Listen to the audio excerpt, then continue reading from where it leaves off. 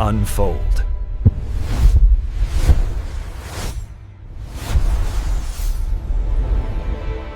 (2025년 12월 24일) 크리스마스 이브입니다. 오늘 저희가 함께 살펴볼 자료가 정말 이날하고 딱 어울리는 이야기 같아요. 네, 바로 크리스마스의 기적이라고 불리는 그 사건이죠. 맞아요. 그 크리스마스의 기적. 저도 자료를 보면서 이게 실화인가 싶더라고요.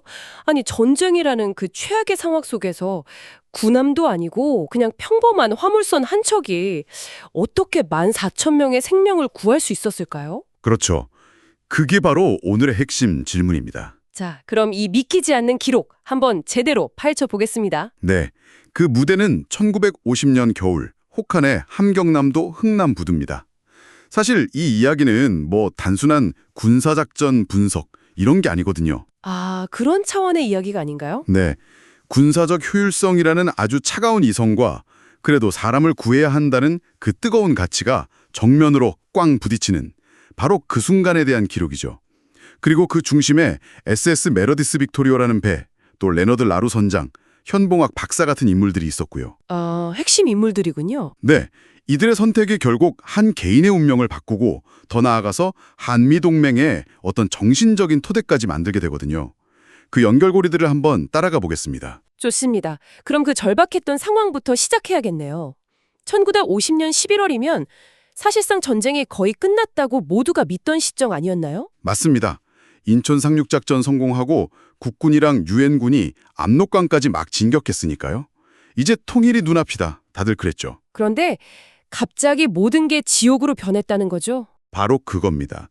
누구도 예상 못했던 중공군 12만 명이 갑자기 개입하면서 전세가 순식간에 뒤집힙니다. 특히 자료에 계속 등장하는 얼어붙은 장진호, 즉 프로즌 초신 전투는 이건 뭐 말 그대로 생지옥이었습니다. 영하 37도요? 와, 상상이 안 가는데요? 그냥 춥다는 수준이 아니잖아요, 그 정도면? 그렇죠. 무기나 장비가 제대로 작동할 리가 없죠. 아, 얼어버리는군요. 네, 총의 윤활유가 얼어서 놀이새가 안 움직이고요. 수프캔은 그냥 돌멩이처럼 꽁꽁 얼어붙고. 근데 더 끔찍한 건 부상자한테 쓸 흘장이나 모르핀 주사까지 얼어버렸다는 거예요. 세상에.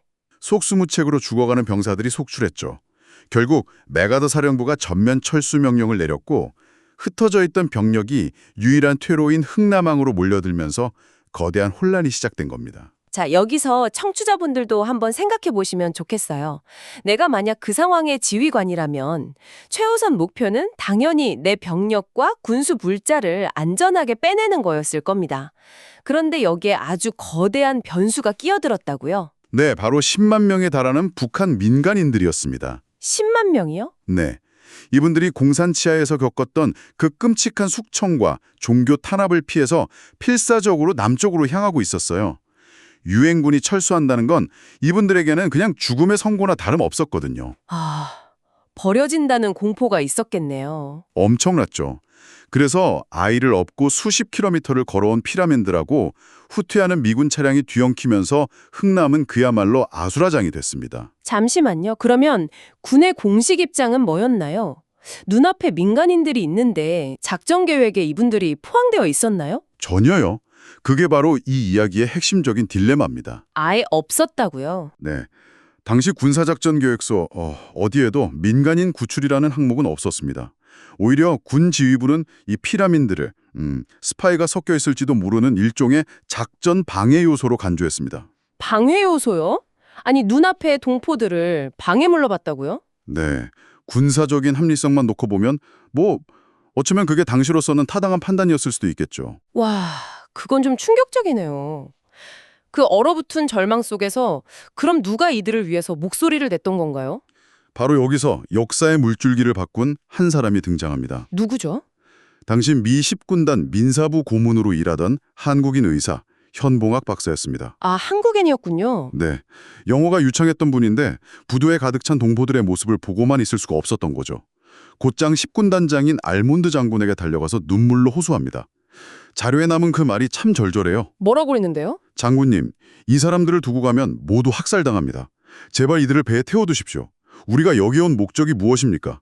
사람을 살리기 위한 전쟁 아닙니까? 이렇게요. 와, 근데 그런 감정적인 호소만으로 냉정한 균 지휘관의 마음을 돌리기는 쉽지 않았을 텐데요. 맞습니다. 그래서 현봉학 박사의 호소에 결정적인 힘을 실어준 또 다른 인물이 중요합니다. 아, 또 있군요. 네, 바로 미 해병대의 에드워드 포니 대령이었죠. 이 사람이 흥남철수 작전의 수송 책임자였거든요.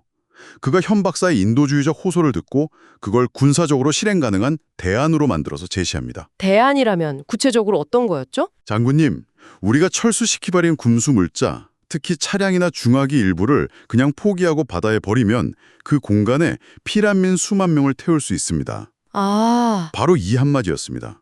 이건 감정적인 외침이 아니라 수송 책임자가 내놓은 아주 냉철한 병참학적 체결책이었던 거죠. 아, 그러네요. 이건 그냥 사람을 구하자가 아니라 이렇게 하면 사람을 구할 수 있다는 구체적인 방법을 딱 제시한 그렇게 거군요. 합니다. 와, 뜨거운 가슴과 차가운 머리가 만난 순간이네요. 네, 현봉학 박사의 간절한 호소라는 명분하고 포니 대령의 군사적 전문성이라는 실리가 딱 결합되면서 마침내 알몬드 장군이 결단을 내립니다. 뭐라고 명령을 내렸나요? 좋다. 배에 남는 공간에 피라민을 태울 수 있는 만큼 최대한 태워라. 이 명령 하나가 10만 명의 운명을 바꾼 역사적 전환점이 된 겁니다. 정말 영화 같은 결정이네요. 하지만 결정만으로 모든 게 해결되진 않잖아요. 당장 그 많은 사람을 실어 나를 배는 있었나요? 군함도 부족했을 텐데요. 바로 그게 문제였습니다. 그때 기적처럼 등장한 게 무슨 최신 군함이 아니라 원래 항공유를 싣고 왔던 아주 평범한 화물선 한 척이었죠. 화물선이요? 네, 그 배가 바로 SS 메로디스 빅토리어입니다. 화물선이면 정원이 보통 몇 명이나 되는데요? 승무원 포항에서 고작 60명이었습니다. 60명이요. 네. 근데 더 아찔한 사실은 이 배 하부 화물칸에 여전히 고인화성 ZU 300톤이 실려 있었다는 겁니다. 와, 그럼 말 그대로 움직이는 시한폭탄이었네요. 바로 그거죠. 그런 배에 민간인을 태우라는 명령이 내려온 건가요? 선장 입장에서는 거부할 수도 있었을 것 같은데. 중요한 지점입니다. 이게 강제 명령이 아니라 자원 요청이었습니다. 당시 선장이 37세의 독실한 카톨릭 신자 레너드 라루였어요. 그가 망원경으로 부두를 가득 메운 채 절규하는 피라민들의 모습을 봤고 단 한순간도 망설이지 않았다고 합니다. 뭐라고 대답했나요? 보고서에 기록된 그의 대답이 이렇습니다. 내 배를 항구로 들여보내겠습니다. 그리고 태울 수 있는 만큼 태우겠습니다. 와, 이건 정말 자기 목숨뿐만 아니라 선원들 목숨까지 다 건 결단이네요. 맞습니다. ZU 위로 사람을 태운다는 건 적의 포탄 한 발 아니면 바다의 기뢰 하나에 모든 게 끝장날 수 있다는 의미였으니까요. 그렇게 시작된 14,000명의 승선 과정은 정말 상상을 초월했습니다. 어떻게 태웠죠? 그 많은 사람을? 5개의 3층짜리 화물칸 덮개를 전부 열고요. 기중기에 팔레트를 매달아서 사람들을 인간 화물, 말 그대로 휴먼 카고처럼 아래로 내려보냈습니다. 그 제트유 드럼통 있는 곳으로요? 네, 드럼통 위에 널빤지를 그냥 깔고 사람들이 그 위로 올라섰습니다. 와, 콩나물시루나 정어리 통조림 같았다는 증언이 전혀 과장이 아니었죠. 이 기록 덕분에 메르디스 빅토리오 요원은 2004년에 기네스북에 등재됩니다. 아, 기네스북이에요. 네, 단일 선박으로 가장 많은 인명을 구조한 배로요. 자, 그렇게 14,000명을 태운 움직이는 시한폭탄이 불타는 흥남을 떠났습니다. 그 3일간의 항해는 어땠나요? 말 그대로 죽음의 바다를 건너는 거였을 텐데요. 험난함 그 자체였죠. 첫 번째 위협은 소련이 깔아둔 기뢰였습니다. 아, 기레밭. 네, ZU실은 배가 거기에 스치기만 해도 그냥 전원 몰살이었죠. 두 번째는 호위함 하나 없이 혼자 항해해야 했기 때문에 언제 나타날지 모르는 적 잠수함의 공포와 싸워야 했습니다. 배 안의 상황은 뭐 더 끔찍했겠네요. 생지옥이나 다른 없었죠. 14,000명을 위한 식량이나 물, 화장실이 있을 리가 없었잖아요. 그렇죠. 갑판 윗사람들은 살을 내는 바닷바람하고 추위에 떨어야 했고 화물칸 안은 빛 한 점 없는 어둠, 악취, 공포로 가득했습니다. 그런데 놀라운 기록이 하나 있어요. 당시 선원이었던 로버트 러니의 증언인데 그 수많은 사람들이 극도의 공포 속에서도 놀라울 정도로 조용하고 침착했다는 겁니다. 와, 그 상황에서요? 네, 서로의 존엄성을 지켜주려 했던 거죠. 그런 절망의 바다에서 정말 믿을 수 없는 일이 일어났다고요? 네, 바로 그 지옥 같은 항해 중에 5명의 아기가 태어난 겁니다. 아기가요? 배 안에 의사도 없었을 텐데 어떻게? 응급처치 기육을 받은 1등 항해사가 산파 역할을 했습니다. 미군 선원들이 갓 태어난 아기들을 보고 너무 기뻐서 자신들이 아는 유인한 한국어 단어인 김치를 따서 애칭을 붙여줬어요. 아, 그래서 김치 1호가 된 거군요. 네, 김치 1호, 김치 2호, 이렇게 김치 5호까지요. 극한의 상황 속에서도 그런 유머를 잃지 않았네요. 당시 상황의 절박함을 보여주는 증언도 있습니다. 김치 5호가 태어났을 때 소독된 가위가 없어서 옆에 있던 한 아주머니가 자기 이로 탯줄을 끊어줬다고 해요. 1호요. 와. 생명이 생명을 이어준 거죠. 그리고 12월 24일 크리스마스 이브, 배가 부산항에 도착했지만 이미 포화 상태라 입항을 거절당하고 거제도로 뱃머리를 돌려야 했어요. 아, 바로 못 내리고. 네. 바로 그날 밤 선원들이 자신들의 간식으로 갖고 있던 사탕과 과자를 전부 아이들에게 나눠줬습니다. 크리스마스 선물이었네요. 네. 이것이 바로 이 항해가 크리스마스의 기적으로 불리는 이유입니다. 1950년 12월 25일 크리스마스 당일에 마침내 거제도에 도착했군요. 결과는 어땠나요? 가장 놀라운 결과가 바로 이겁니다. 3일간의 그 지옥 같은 항해에도 불구하고 사망자는 단 한 명도 없었습니다. 한 명도요. 네. 오히려 5명이 늘어난 14,005명이 배에서 내렸죠. 와, 정말 기적이네요. 그런데 이 이야기가 수십 년이 지난 후에 우리 현대사랑 아주 특별한 방식으로 연결된다면서요? 네. 여기서 가장 놀라운 나비 효과가 드러납니다. 그 14,000명의 피난민 중에 훗날 대한민국 대통령이 되는 문재인 전 대통령의 부모님이 타고 계셨습니다. 아, 그리고 2년 뒤에 피란지였던 바로 그 거제도에서 문 전 대통령이 태어난 거죠. 와, 그렇군요. 정말 역사의 한 장면이네요. 네. 그래서 2017년에 문 전 대통령이 미국을 방문해서 장진호 전투 기념비에 헌화한 뒤에 한 연설이 이 이야기의 의미를 아주 잘 보여줍니다. 그는 이렇게 말했습니다. 그 배가 없었다면, 흥남철수의 기적이 없었다면 저의 삶은 시작되지도 못했을 것이고 오늘의 저도 없었을 것입니다. 이건 단순히 개인사를 이야기한 게 아니네요. 그렇죠. 한미 동맹이라는 게 단순히 군사적, 정치적 관계를 넘어서 이렇게 생명을 나눈 관계라는 걸 상징적으로 보여준 거군요. 바로 그겁니다.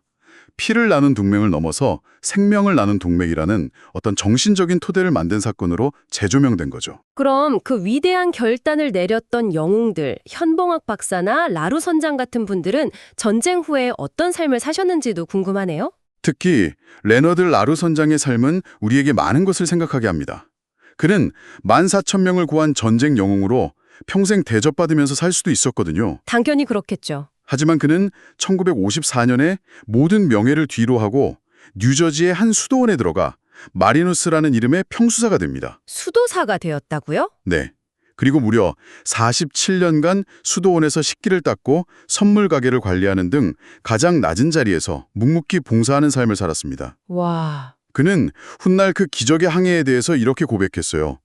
그의 크리스마스, 내 배의 키를 잡고 계셨던 분은 바로 하느님이었습니다. 라고요. 아, 현재 미국과 한국 가톨릭 교회에서는 그의 시성 절차, 그러니까 성인으로 추대하는 절차를 진행하고 있습니다. 14만 명을 구한 영웅이 남은 평생을 이름도 없이 접시를 닦으며 살았다는 게 정말 많은 걸 생각하게 하네요. 네. 한국의 신들러라 불린 현봉학 박사는 미국에서 의사로 성공한 뒤에도 평생 한국 의료 발전을 위해 헌신했고요. 포니 대령은 대한민국 해병대 창설에 기여해서 해병대의 아버지 중 한 명으로 불리게 됐습니다. 아, 다들 훌륭한 삶을 사셨군요. 네. 그리고 그때 태어난 김치 1호와 김치 5호 역시 각자의 삶을 훌륭하게 살아냈고요. 하나의 위대한 선택이 정말 수많은 사람들의 삶을 어떻게 바꿨는지 보여주는 산증인들이죠. 오늘 이 자료들을 쭉 따라와 보니까 흥남철수와 메로디스 빅토리오의 이야기는 단순한 전쟁 기록이 아니라는 생각이 드네요. 그렇죠. 규정과 효율성이라는 논리를 넘어서 생명이라는 더 큰 가치를 선택한 리더들의 용기에 관한 이야기고요. 또 동맹이라는 관계가 어떻게 생명을 나누는 관계로까지 깊어질 수 있는지를 보여주는 증거이기도 합니다. 맞습니다. 1993년에 메러디스 빅토리오는 고철로 분해되어 사라졌지만 그 배가 남긴 정신은 여전히 우리 기억 속에서 항해하고 있는 것 같습니다. 네, 그렇죠. 라루 선장은 영웅의 삶 대신 가장 낮은 곳에서 봉사하는 삶을 택했습니다. 그가 가장 사랑했던 성경 구절이 사람이 친구를 위하여 자기 목숨을 버리면 이보다 더 큰 사랑이 없나니 였다고 해요. 아, 여기서 마지막으로 이런 질문을 던져보게 됩니다. 오늘을 사는 우리에게 진정한 용기와 더 큰 사랑은 어떤 모습일까요? 만약 당신의 삶에서 메로디스 빅토리오의 키를 잡아야 하는 순간이 온다면 당신은 어떤 항로를 선택하시겠습니까?